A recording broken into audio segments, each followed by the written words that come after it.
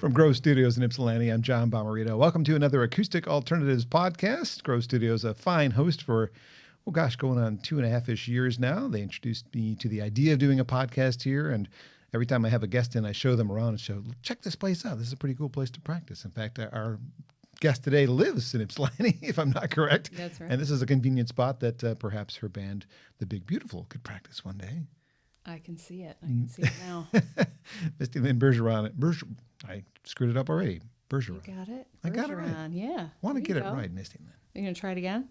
Sure, why not? Misty Lyn Bergeron is here to talk about her new album, Narrows, and her life experiences. So welcome to the podcast. I know it took us a little bit to get this going, but I'm glad we're here. Yeah, thanks for having me. No problem. We were trying to do it as a precursor to your show at the Arc, but life got a little busy.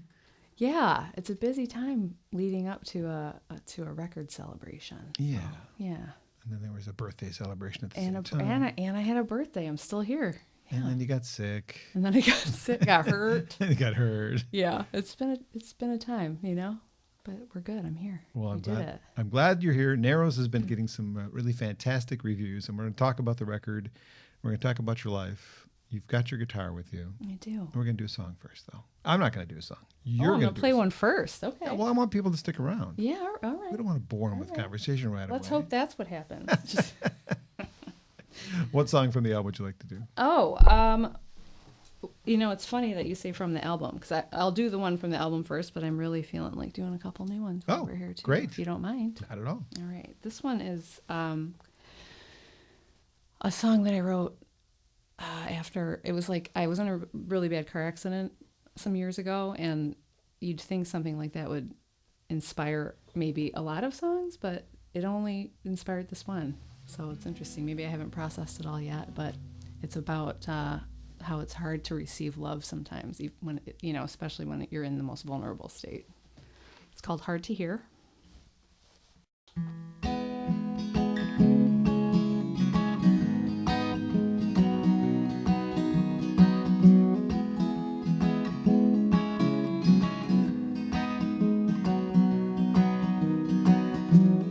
Through this crack in my chest,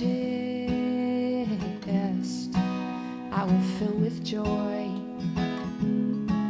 I will fill with joy. Through this pain in my neck, I will sing my heart. I will start again. And it might sound strange, but I felt the sign.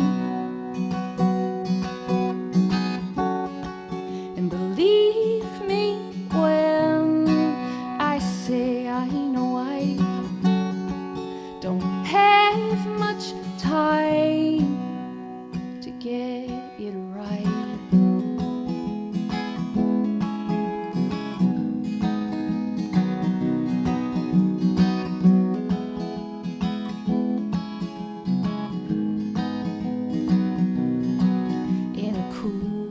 Place, there was empty grace.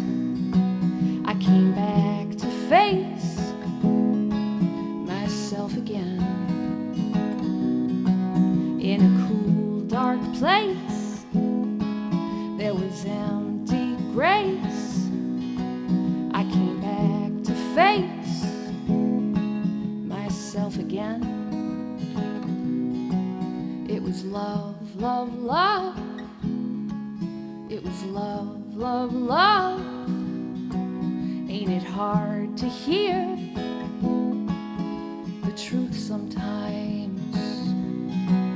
It was love, love, love. It was love, love, love. Man, it's hard to hear the truth sometimes.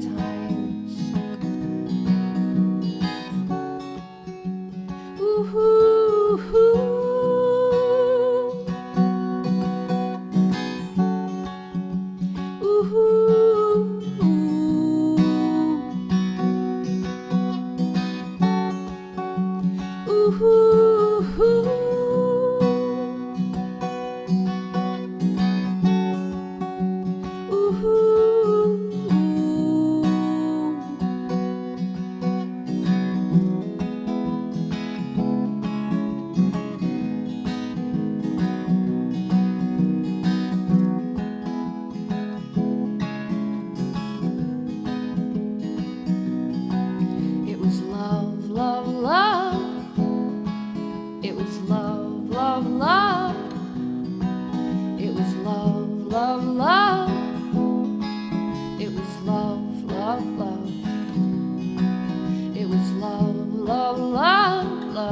love, love, it was love. Love, love, love, love, love, it was love.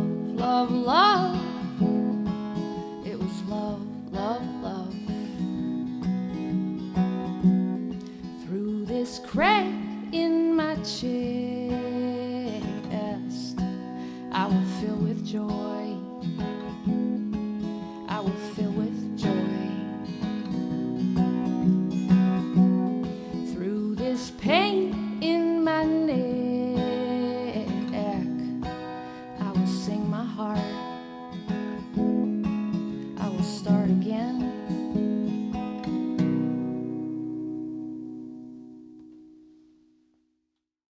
The lead track, Narrow, is the new release from Misty Lyn and the Big Beautiful. It's called Hard to Hear on Acoustic Alternatives. My guest, Misty Lyn of the Big Beautiful, and here to talk about stuff. Yay! Yay, we're finally doing it. Finally doing it. So tell me about where you grew up and a little bit about you as a child. As a child, I grew up in a small town, mostly. I was born in Garden City over on the east side, but did most of my growing up in Pinckney, small town. Mm-hmm.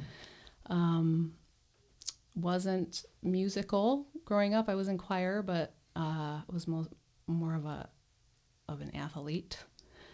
Yeah, and then I went to MSU and met someone who introduced me to a lot of music I'd never heard before. It was like kind of mostly alt country, like back in the Wilco Whiskey Town days. Mm-hmm.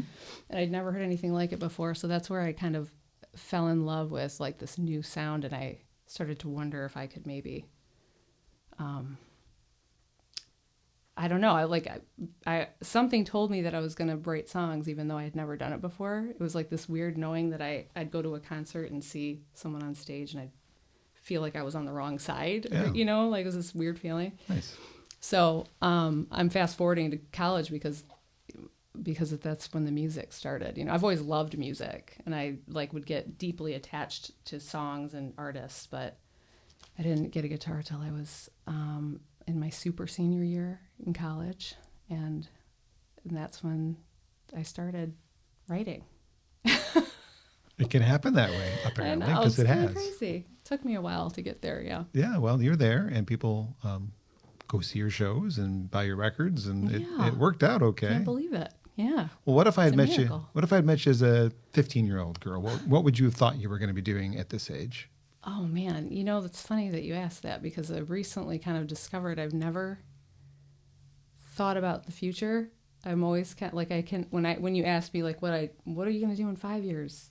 I hate that question. It's just question. never been. Yeah, I just can't. It's like a black void pops up in my head. I'm like, whatever the universe, wherever it puts me, that's what I'm doing. You know, I just kind of feel open in the moment and let life take me where I'm supposed to go. So when I was 15, same thing. I had a tumultuous childhood, and so my focus was kind of like survival and get out of the house.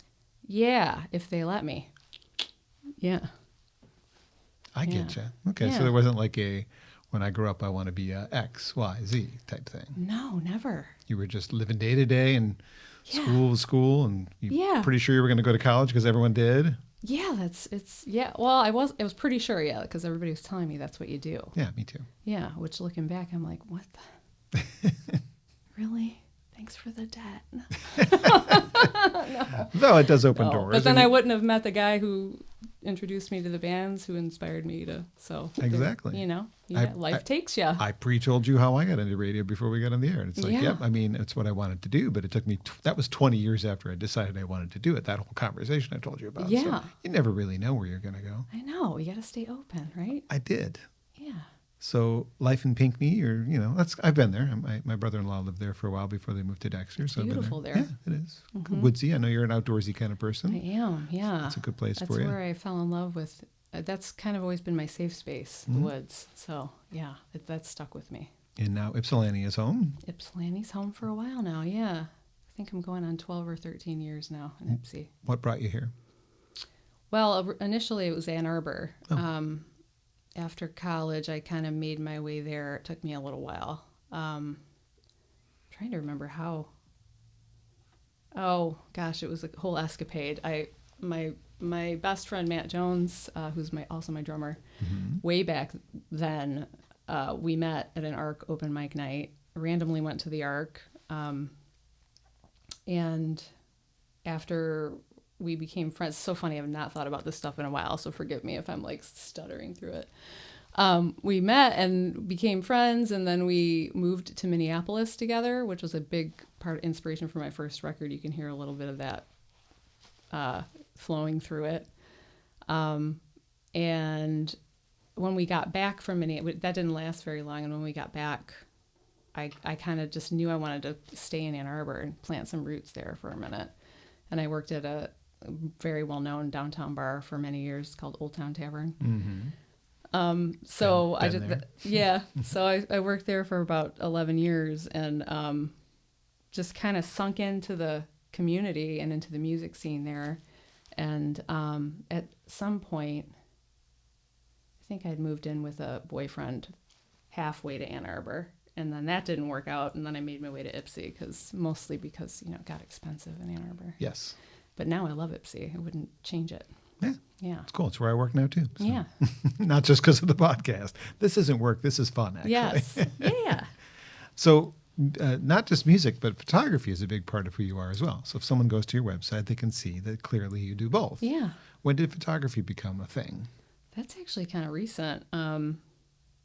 I was working at the bar and just knew that I couldn't do it anymore. I was like picturing myself at 50.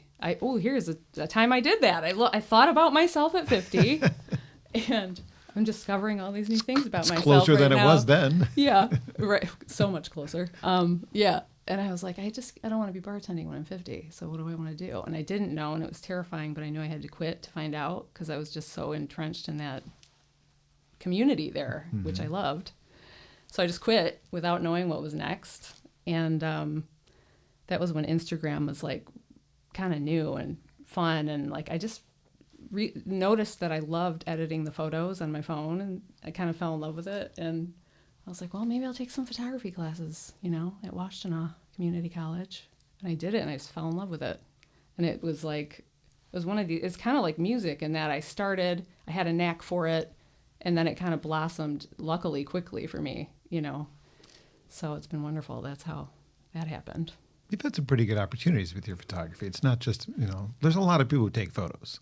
Yeah. Obviously, you're good enough to do, like, I've seen you at the Leon Loft recording with Rob Reinhardt, and you've done lots of band photos for artists and backstage at the ARC and whatever. I mean, you're all over the place. It's really wonderful, yeah. It takes a little while to establish yourself in any career, but it seemed like that happened pretty quick for you. Yeah, I think that it had a lot to do with the fact that I'm a musician and had some connections just because I'm a musician. And also because I am a musician, it makes me really good at that kind of photography because I just understand the world and I understand what's interesting and what's not. And so at least I hope that comes through in my photos. So, yeah. I don't know. Was that it? Was that the answer to that question? I think that's the answer. Yeah. We may circle back around to photography later. Cool. We'll see. Yeah. So at some point you start making music, you start writing your own music. Did you form a band because you needed a band to play your songs, or did you always envision yourself fronting a band? I have always wanted a band. I've always, even from the time I wrote my first song, I heard a band playing. That's how I write. So that's why I like playing solo now. I feel a little bit like I want to do this disclaimer, like this is written for a 6-piece band, like we fill there's a lot of cool stuff happening and a lot of talented people involved. But I don't do that because I also think the songs, when they're stripped bare, they hold something different and kind of cool too. That's how you wrote it. Yeah. So it's, Tom Petty was my first like deep music love. And it was like my dream to have like a Tom Petty and the Heartbreakers connection to my band. Like I've always wanted a band forever. Same people. Yeah. I didn't want to just play with people. I wanted a band, And that's been one thing that actually has happened for me. I've been playing with the same people for 15 years. Might be an excellent time to name them. Yes, I would love to. We should recognize these excellent people. Yeah, as I said. Besides Matt Jones. Yeah, Matt Jones on the drums. Actually, when I first started playing, he was my first bandmate. He played guitar with me initially, but then as the band grew, he played bass for a little while, and now he's the drummer. He's been the drummer for a very long time. We have Carol Gray. She plays fiddle and does percussion and sings beautiful backup vocals. And then Jim Roll was the bass player for over a decade, and he just recently decided to move on to other things. So my new bass player, who is absolutely a joy, is Timothy Monger. He's also a songwriter, wonderful songwriter with a record coming out in June. Timothy Monger State Park is the name of his band. He was in another band before that. Yeah, a legendary Michigan band called Yeah. Great Lakes Myth Society. Miss them very much. And then we've got, who else is in my band? We've got Mary Fraser, is also kind of a new add-on to the band. She joined in 2019, just before the pandemic. I think we got through the summer with her that year, and it was wonderful. She plays keys, she sings. And just like when she joined the band, it felt complete. Like she was the missing piece. You know, I didn't know I had a missing piece, but then she joined, and I just love having her in the band so much. Am I forgetting anyone? I think. Oh, God, he's gonna kill me. Ryan Gimpert is my guitar player. Electric guitar, sometimes pedal steel, very rare these days, but in the early days we did that a lot. Phenomenal guitar player, also in Will Sessions. Very well-known band from Detroit, and also a wonderful DJ and a reggae aficionado. Look at that. Yeah. Pretty well-rounded band. So I've got the first album with the artwork, so we'll show that to the cameras. This is what the first album looks like. You've seen it before. Yeah. This one I have with me. That one, actually, the artwork has a cool story. Tell me the story. Yeah, that one, way back then, there's a man named Jack Spack. Do you know Jack by any chance? No, I don't. He lives in Dexter, also a musician. I haven't seen him play in many years now, but back then he was part of the music scene, and he would have these art nights on his farm, and people would just go make art. And one night, there was a night dedicated to my record, and the theme was yellow flowers, because there's something in a book, 100 Years of Solitude, where it rains yellow flowers. And so if you open up the panels... Oh, wow. That should be worth something. Wow, I'll have to get you one. This isn't it. This is what we printed quickly to go on tour. This is before. I think it's on a CDR, actually, possibly. Yes, we did that ourselves because the CDs didn't come in time for us when we were leaving for tour. Well, so there you go. We made these to sell on the road. That's so funny. Wow. That's what you sent me at the radio station. Look at with this little handwritten love note. It's not really a love note. I was so on it back then. I sent things. You did. I have a note for you. Look at that. John, get out of here. Well, this is my podcast. This is I'm not bringing leaving. back so many memories. Oh my God, that's great. But yeah, so in the I would say real one, this is like pre-printing. You open it up and there's many panels, and each panel is like a piece of art somebody made that was the theme of yellow flowers, and it's like just scanned, and so it's really personal and cool, close to my heart. Nice. Yeah. Then the band name, how did that come about? The band name, I don't even know, honestly. I just remember in the beginning we had a cellist. Her name was Colette Alexander, amazing cellist. Like she plays all over the world. She plays with like Josh Groban and etc. people. Ryan Adams. Somehow she played in my band in the beginning. She's on the first record, but she named it, I think. I think we were just like sitting around. She's like, "What about the Big Beautiful?" And we just all liked how it sounded, you know. My memory bank remembers it sometimes being printed or listed as not the Big Beautiful, just Big Beautiful. Like the was missing. Like, that seems weird. Seems like there should be a the there. There's a the. Yeah, no, there's a the, but I always felt like I saw it without the the. I'm like, that doesn't make any sense. Yeah, Misty Lyn and Big Beautiful. No, Huh? shame on them. People messed up. Well, this was 2009, and then another record came out called False Honey in late 2012. False Honey. And then a bit of a gap. The one that was recorded, I understand, that's coming out later this year, Alms for Sots. We'll talk about that. Yes. Talk about that a little bit later. The rough mixes are coming out for the Kickstarter supporters. But yeah, so in 2015, 2014, so a couple years after False Honey, we started Alms for Sots. And I think, was it 2014? Something like that, 2014, 2015. And we were almost done recording it, or we had made good headway. I wouldn't say it was almost done, but my life just kind of fell apart. And I was also doing a podcast back then, and everything stopped. I separated from a long-term relationship and then had to move. I was in Oak Park for a minute in Michigan and had to move back to Ypsi, and was dealing with a lot of mental health stuff, and I just couldn't do anything. And so that record was put on pause. Then I got in this car accident, which it's in my notes. that'll stop you for a little while too. Yeah. It was a rough few years. So after the accident, after I had recovered a couple years later, I just wanted to start something new, and I just left Alms for Sots, and I had a bunch of new stuff I wanted to work on. So we did Narrows. And then Narrows, we were in the middle of recording it, and then the pandemic happened, and years go by. They did. We're 3 years past the start time Isn't at this that point. crazy? Yeah. Yeah. I'm still trying to catch up. I know. Yep. Me too. Well, 10 new songs released at the beginning of this year, positive reviews all over the place, and lots of publications and Feeling online. blessed, yeah. Like, wow, I felt like I was, how come I haven't heard it Yeah. yet? Everyone else is talking about how great this record is. I got to hear the record. So I Yeah. reached out and said, hey. Apparently I forgot how to send them. I knew to do that with the first one. I'm not on a radio station anymore, so that's probably why you didn't think to, but you reached out to the right guy at that station. He got you on. And, you got to do what you got to do. Why did you record this one in Kalamazoo instead of locally?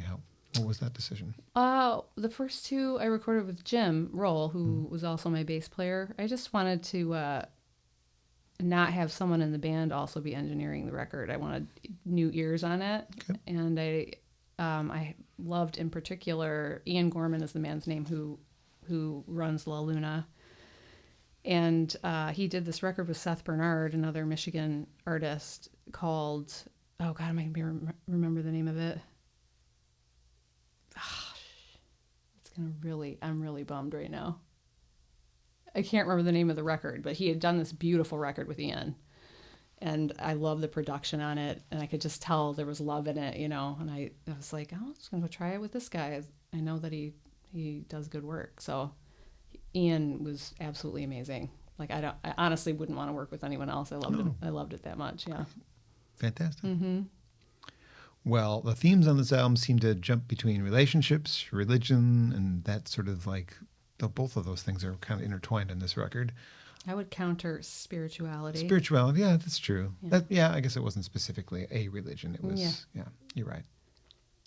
Mr. Times was very good to point out that light appears a lot on the record. Yeah. Is that because of the accident? Or just because of revelations?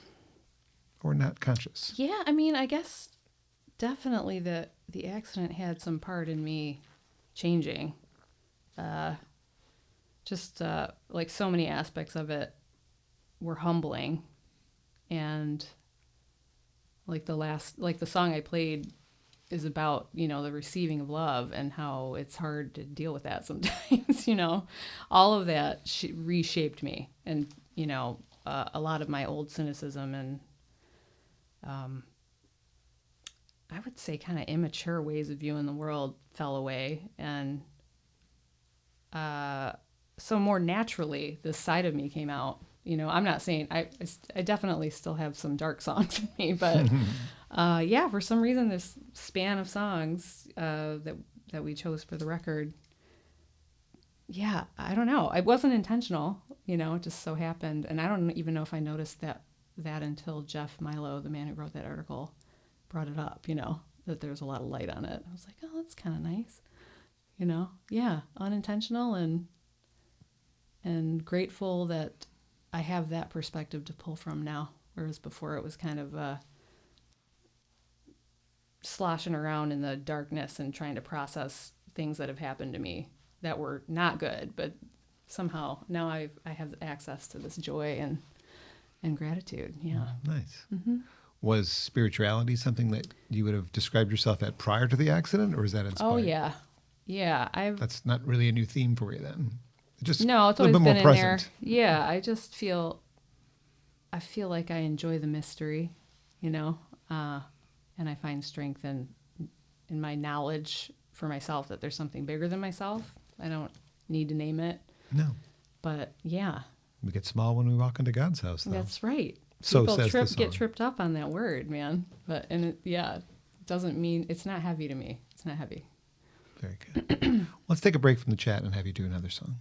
Okay. Tell me what it is and what's it about. This one is a newer one that I've been playing. Sorry, got a little frog there. In our live shows, I do this with Mary and Carol. I wrote this. I think I wrote it right before the pandemic, maybe. It's called "Grief is a Chorus," and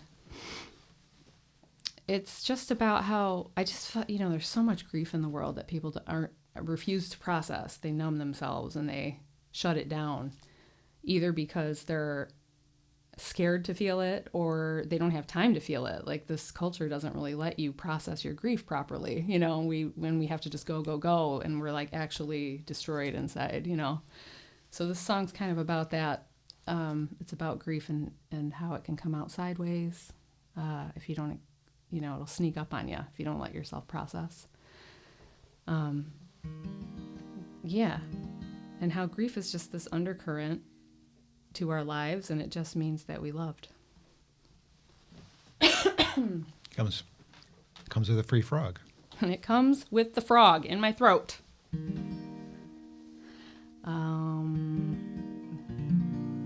Let me try to remember how it starts.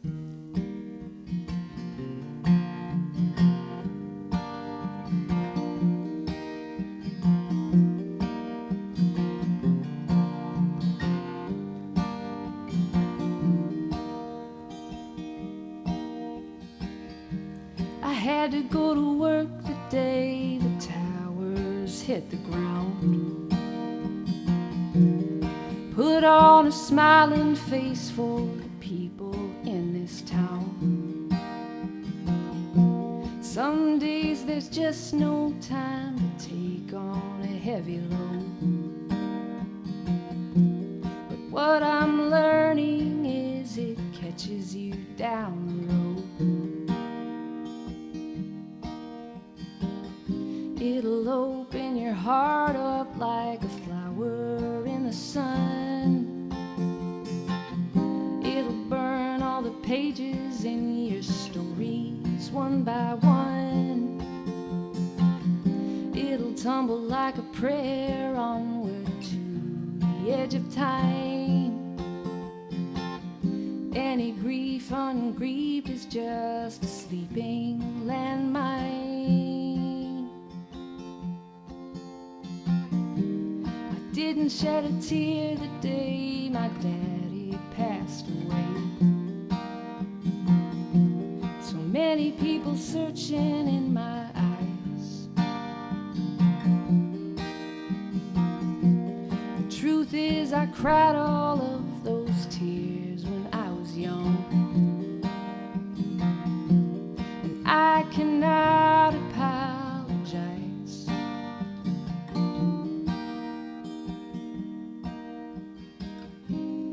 Thinking of the key confirms the prison, so they say.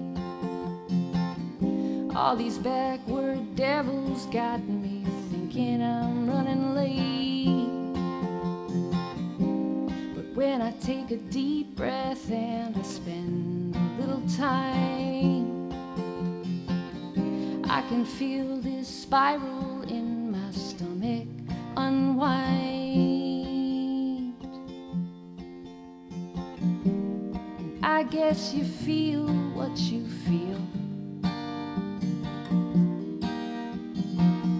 when your heart is ready to heal.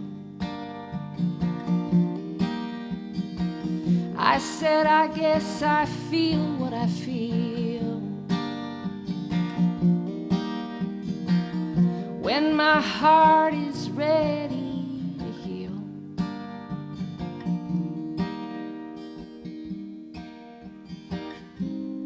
There's a new silence in my body these days. All the electricity, it came out sideways. Now I'm sitting in the emptiness, singing old songs, grateful to relieve some of this pressure in my lungs. Grief is a chorus, it's been singing all along. Grief is a chorus, it's been singing all along. Grief is a chorus, it's been singing all along. Grief is a chorus, it's been singing all along. Love, love, love, love.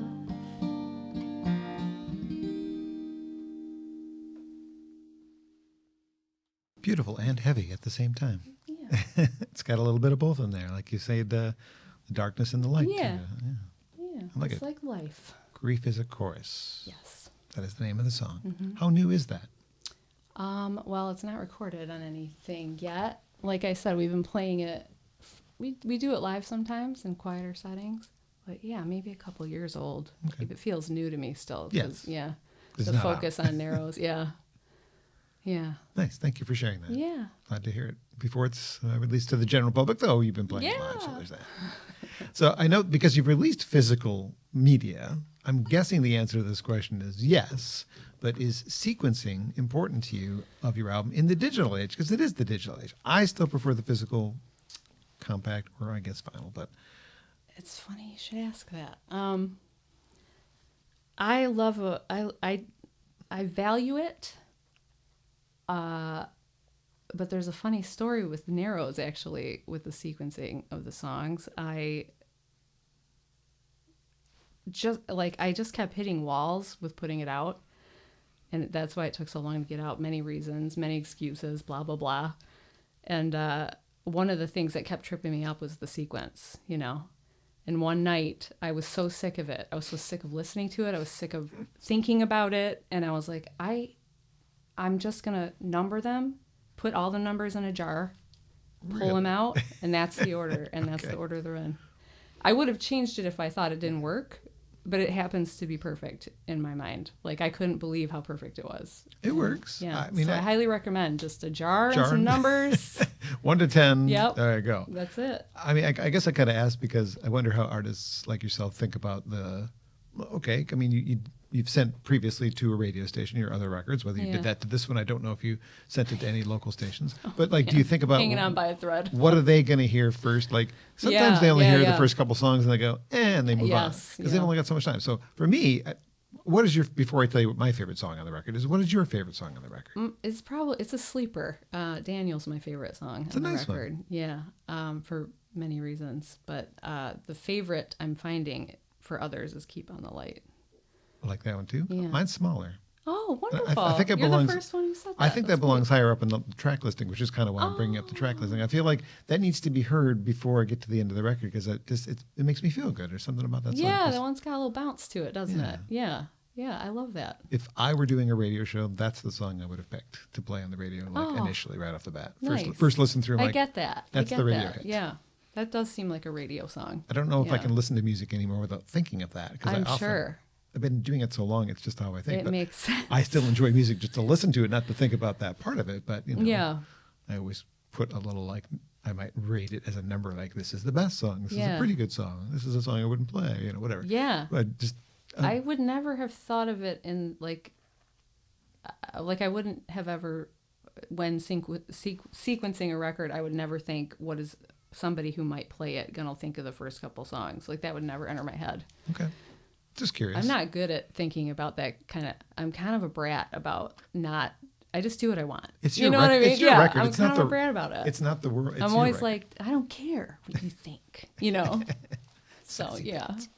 As I'm listening to the record as well, I hear the song "You Wouldn't Know Me," and I don't know that you would know this artist, but Your vocal tone on that one reminds me a lot of an Irish singer-songwriter by the name of Eleanor McAvoy, who I really enjoy. No, I don't Very think I know. underground over on this side of the world. Released, I think, her first 2 albums came out over here, and then everything else has been more or less like an import to come over. And she's continued to make records. But when I heard you sing them, I'm like, that sounds like Eleanor. She would not know Eleanor McAvoy. No, I don't. That's great though. But I it love called me. It just brought that tone to mind. Yeah. So back to because we're talking about the records that have come out since the first 2.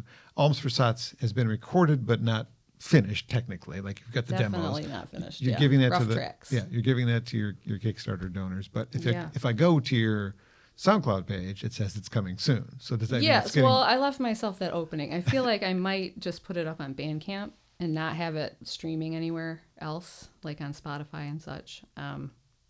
Just as like, because I feel like hardcore, like if you really want to hear Misty Lyn and the Big Beautiful, you know about Bandcamp probably. Yeah. And that way there's not rough tracks floating out in the, Yeah. I'm a little picky about that. Even though, honestly, I've really loved listening to this. My good friend Greg McIntosh, who actually was also in the Great Lakes Myth Society, is mastering the rough tracks so that they sound good online. And I've enjoyed listening to this record. It was nice to revisit it. And we do play some of those songs live. But yeah, it was from a real well-defined era in my life, and I can feel it when I listen to it. So you don't want to finish it. I don't know. Gosh, man, I'm having trouble getting to 2023. Like, am I going to go back to 2014 and finish? I don't know. I'd love to. If I had all the time and money in the world, I would do it for like in a heartbeat. Yeah. But do I want to put those resources into something that's If you're not going to back promote there? it, I guess don't not. know. Yeah, I don't know. Maybe we could do like a more low key finishing of it, like in a basement or something. That might be fun. There you go. Yeah. About songwriting, are you one that struggles with it? Do you have a lot of ideas that float around? Does it take you a long time to write a song? They just come when they come? It's a little different now than it used to be. They come when they come. I have to actively be playing a lot, just like fiddling around, which I don't do a whole lot of. It comes in spurts. It's like I call it songwriting phases, you know. They usually come in batches, but I kind of just let it do what it's going to do. I don't have an idea. I don't sit down and want to write a song about something. Like I don't know sometimes I don't know what the song's about till it's done. It's very much like a sort of a channeling process for me. Just let things flow out of my body and mouth. That's why I can only do it when I'm alone, because I do weird stuff, you know, repeat things a lot. And yeah, it's a really nice, I feel like it's kind of like a dance with the mystery, and I love the mystery. So, yeah. Well, lyrics tend to be personal things, but melodies, I mean, they have to come from somewhere. Do you ever find yourself going, is that somebody else's melody when you're writing a song? Or do you I've had that happen before, but not a whole lot. Yeah. No, I feel like, I mean, it might sound weird to say, but I feel like I'm so not interested in sounding like anybody else. And I know that some people try to sound like they really love artists and they try to emulate a little bit. I've just never had that. Like, I've always just let what's coming come. And I think obviously I'm influenced by what maybe I'm listening to at the time or something, but not directly, not consciously. Yeah. So no, yeah. What do you listen to? I mean, we mentioned a couple of bands that influenced your decision to pick this genre, I suppose. But what is your go-to? That's another it lifetime. Changes a lot. I listen to a lot of different stuff. At the moment, it's so fun. It's kind of out of character, but I've been listening to a guy called Trevor Hall a lot. Just love him. Yeah, not anymore. He's kind of like more. He has a lot of Eastern mysticism in his lyrics, and I kind of relate to that a lot. I lean toward the Eastern religions if I'm leaning anyway in religious areas. So yeah, he just really kind of saved me in a rough spot. Like something about his authenticity. I think he just is who he is. Even I could see my former self kind of not liking him because he was cheesy or something, you know, but I'm just like all open now, you know, if it hits me, it hits me. I've seen him live and it was wonderful. But he wouldn't be like an influence on my writing because it's so different. Yeah. I'm trying to think if there's anybody recently that I'm Even if you're not influenced, just what are you enjoying? Yeah. What is your like? I know. So you find that when people ask you I've that, got your so mind much. goes blank Yeah, absolutely. 'Cause immediately. Why does I've that got happen? piles of records to listen to right now. I'm Oh actually my just like gosh. listening to records of people I'm about to interview. So Yeah. spending a lot of time with your records. I've got Sam Robbins I think he's from New Hampshire. I actually haven't looked it up yet, but he's my next That guest. name sounds very familiar. Interesting. Played Trinity House. He's got a couple gigs coming up next month. Okay. And then I've got a duo who I can't actually remember the name of what they call themselves, but it's Sean McConnell and Garrison Starr, she's got a ton of records of her own, and he's got a pretty good handful too. So I'm like trying to immerse myself in their music so that when they get here, Yeah. But I have like other things I What want to listen to. wonderful research to do. That's Yes, great. well, that's what I'm doing. Yeah, I'm you like, just soak in it. I want to. I Yeah. want to be able to talk about it intelligently. But Yeah. your whether your tastes influence what you're going to play too. I mean, I don't know. It's hard to know where your music comes from when I don't know what you listen to, and if it's just coming from within. Gosh. Well, my first love is Neil Young, Forever and Ever. Tom Petty, obviously. These are like old influences, though. Like they've been in me for a while. So if I'm thinking of newer, what do I listen to every day, John? Podcasts? I don't know. I love just hitting, like I'll go on Spotify, which I actually hate in my body that I use, but I do. But I like to let it play the radio. Like I'll pick a song I like and I'll make like that song radio. Yeah. And then I like to hear new stuff. Yeah, So me too. sometimes I never know the name of the song I just heard that I liked, you know. I'm really bad like that. I should pay more attention. But there's a guy named Sam. I almost want to pick my phone up and look. Vile? There's like Cass McCombs. I've heard of him. Yeah. Really like him. But even that isn't what I'm listening to right now. I'm going to cheat. I'm going to look at my Spotify right now because it's driving me crazy that I don't know what I'm listening to. Oh my gosh. Right. I'm into instrumental stuff. That's why I can't think of it right now. There's a group called, these guys are great. Let's see if I can get the name right. Hermanos Gutierrez. Brothers Guitar Brothers. So I don't think that actually means guitar. I don't know if I'm saying it right. It's Gutierrez.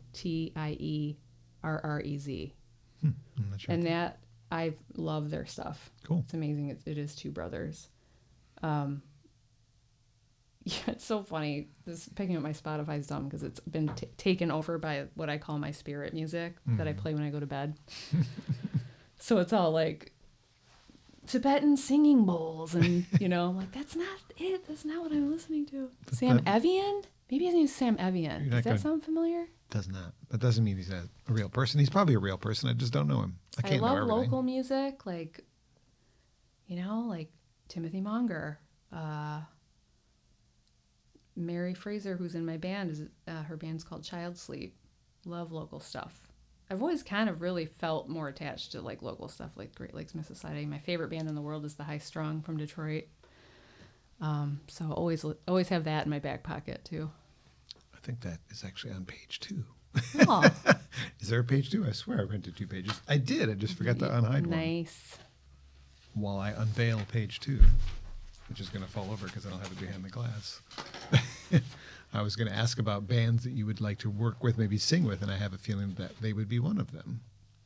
I have worked with them. I've photographed them. I've been on stage with them singing their songs. Oh, cool. Yeah. Are there other bands that you'd like to do that with? Oh, God. To be totally honest, performing does not come easily to me. And I'm not a musician's musician. I'm a songwriter. And I can't just jump in and be in your band. I'm a songwriter. I write my own songs, and I have a band because God bless them. Yeah. Yeah. So I would love to be able to do that. I'm not sure what I could sing. I sing in Matt Jones's band. How did I forget that? Matt Jones and the Reconstruction. Yeah, I do sing in his That's band. in the notes. Yeah. So Member of. yes, I would love to be in many bands, but I have never developed I don't jam. I'm just not that kind of musician. That's not who you are. Yeah. Okay. Well, we talked about music. We talked about photography a little bit. we before we started recording talked about a podcast. Tell me a little bit about the 52 portraits and the potential revival. It sounds like maybe you'll get to finish. Oh, I would love to. That is like my favorite thing I've ever done. And that includes music, photography, everything. It was so profound to me. I decided I wanted to work on my portraiture, and I was like, I'm going to do a project. The year before this, I had done a 365 project where you take photos every day. And it taught me so much to commit to it like that. I learned so much, and I was like, well, I want to get better at portraits. Let's do a portrait project. And then I was like, I crave conversations with people. And especially after the last 3 years. Yeah, this is before that, but yeah, and I really wanted to focus on women, just leaning into like women's stories and the voices of inspiring women. So I put this thing up on Facebook that said, I wanted people to suggest people to interview, and it was such an overwhelming, wonderful response. Many, many suggestions, and then the person who suggested, if I picked the person. The person who suggested the inspiring woman would write down why. And I would read that to the woman at the beginning of each podcast, So yeah, I just got to meet so many wonderful people. And I think I got halfway. I think there's 25 that are done.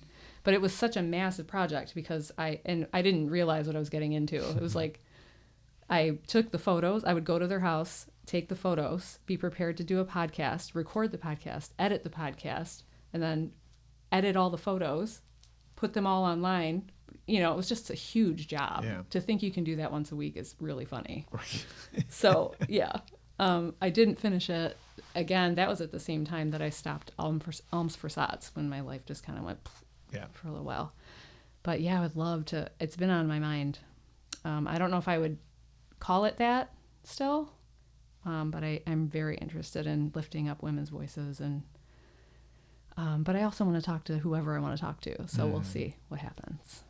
Well, they're still available to hear for now. I read something last week that you're going to renew it for a year, and then you don't know what's going to happen after that. Yeah. Well, somebody actually it was going to expire, and I felt at peace with it. I was like, it's been up for a while, and it's fine. And then I just posted, if you want to listen, you got 2 more days. And then some wonderful anonymous person wanted to fund the SoundCloud. It's on SoundCloud right now for another year. They just asked, how much does it cost? I want it to stay up. And I was like, well, God bless. That's wonderful. You can take the audio and load the audio only up to YouTube and just put like a static picture with it too. That's good to know. Another way to just I don't know save that. it.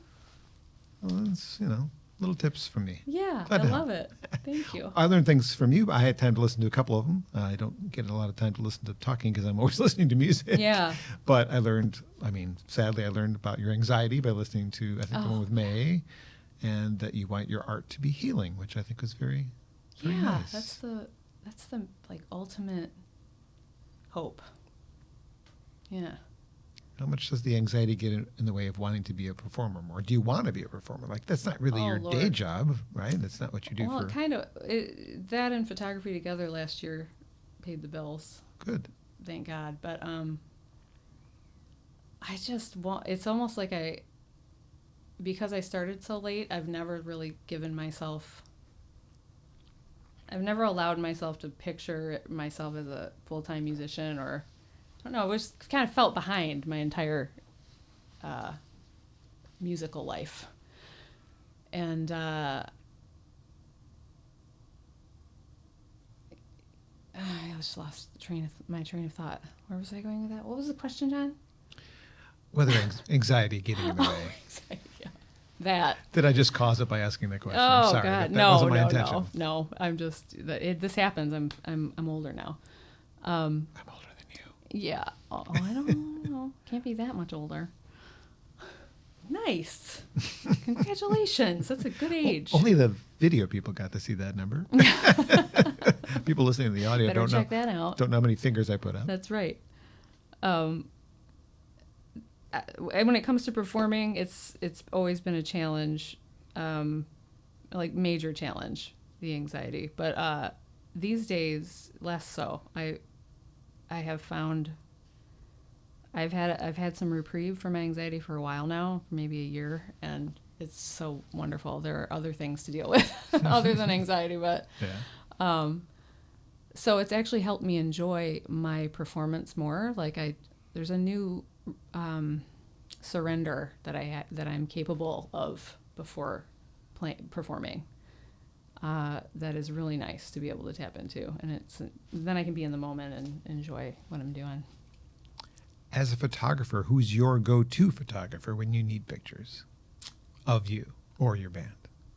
Do you have a Doug go-to? Coombe is the legendary. Doug Coombe, yes. That man, if he didn't exist, there would be no photos of my life, because he hasn't just taken photos of me and my band. He's taken photos of me in a crowd at one of my favorite shows, or like me and my friends at these, like, I think of going to shows as like going to church if it's one of my favorite bands. And I love having memories of that stuff. You know, I wouldn't have them because I'm like there screaming my head off or like sweating, and and Doug's always there, man.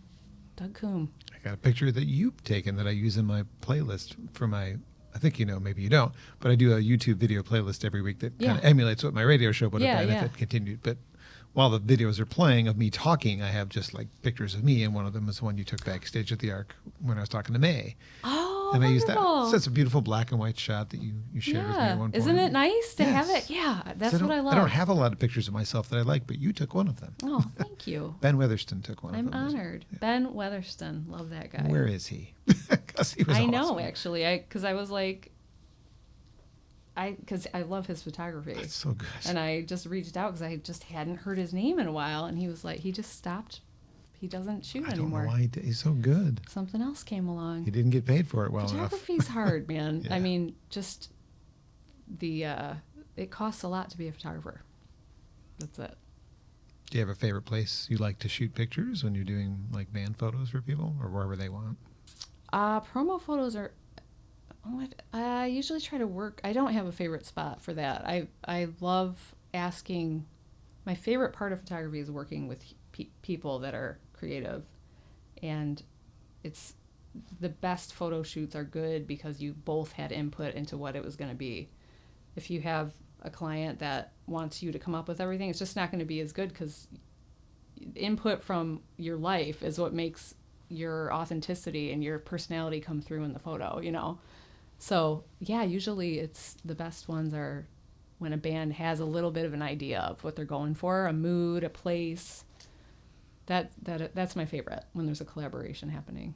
Do you spend much time scouting? Like if somebody said, I want photos in a cemetery or something. I scout, yeah. That's a fun part of the job sometimes, depending on what I'm just going to leave that alone. It's always fun. It's always fun, and I love it. Getting into trouble, too, I have a feeling. Let's not get in trouble. Okay. You've also, on your bio on your website, mentioned a few of the, national touring acts that you've toured with. What's been some of your favorite memories of doing those kind of opening slots? I never toured with anyone. I just had like strange little one-offs. And honestly, my favorite one, I think probably because of the circumstances, was when Marshall Crenshaw came to Ypsi and played this little songwriter, which I should know more about because I live in Ypsi, but I don't know about it. There's like some songwriter thing they do, or they used to do in the before times. At the library, right? Yeah, but this was like in the basement of, it was Bonacera then. It's Bobcat Bonnie's now. Mm-hmm. And I got this slot, and it was my first show after the accident. And so I was like still hurt, and I like hobbled down these stairs, and I did a solo acoustic set, which is rare for me, or it was back then especially. And it was just like a silent crowd, and it was like maybe the most at peace I've ever been on stage. And just because you almost die, nothing's gonna scare you in that moment, and when you're in the ripples from that happening. It was just really beautiful. I loved being back in Ypsi, and wonderful crowd, and it was just profound to me, even though it was only like 6 songs or something. Nice. Yeah. Speaking of songs, did you want to play another new one? You said. Oh. You have a guitar. Yeah. What song do you want to do? Whatever you feel like.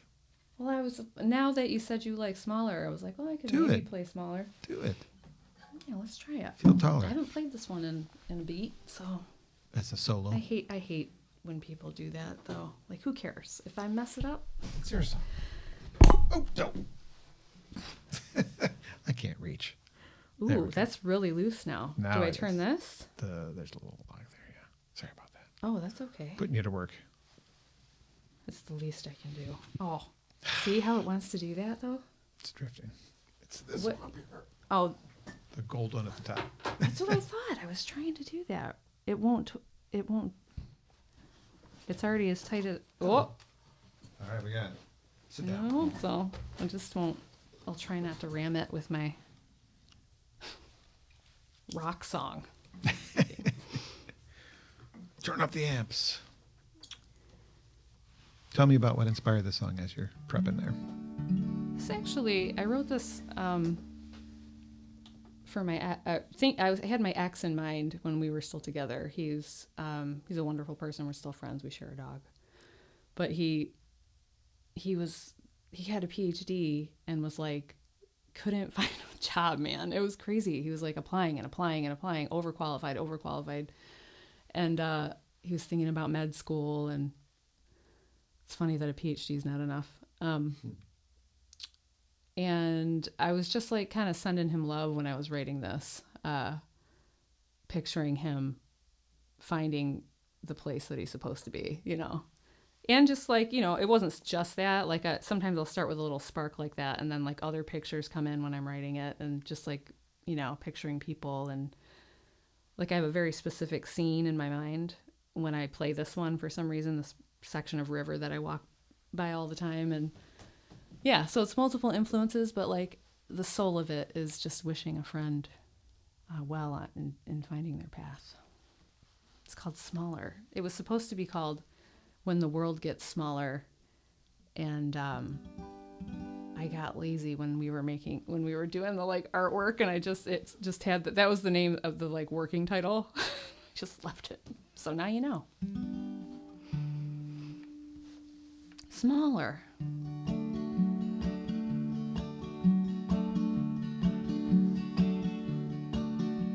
I love it when the world gets smaller. I love it when the trees get taller. I love it when the river bends. I love you, friend. I love it when we're out past midnight. I love the first snow and starlight. I love it when the broken mends. I love you, friend.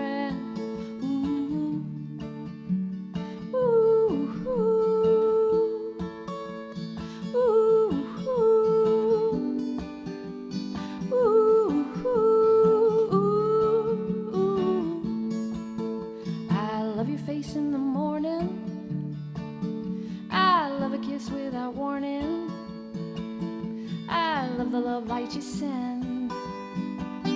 I love you, friend. I love the thought of a sunrise. I love a good-natured surprise. I love the garden we tend. I love you, friend. Ooh, ooh, ooh.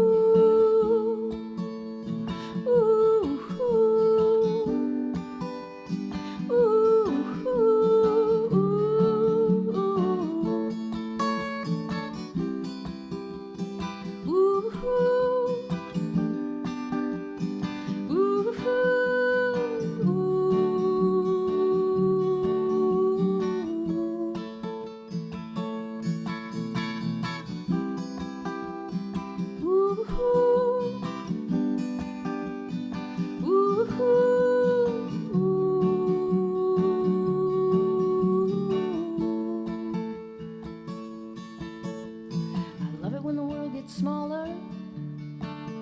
I love it when the trees get taller. I love it when the broken mends. I love you, friend. I see you in the sunlight on a path that is so right.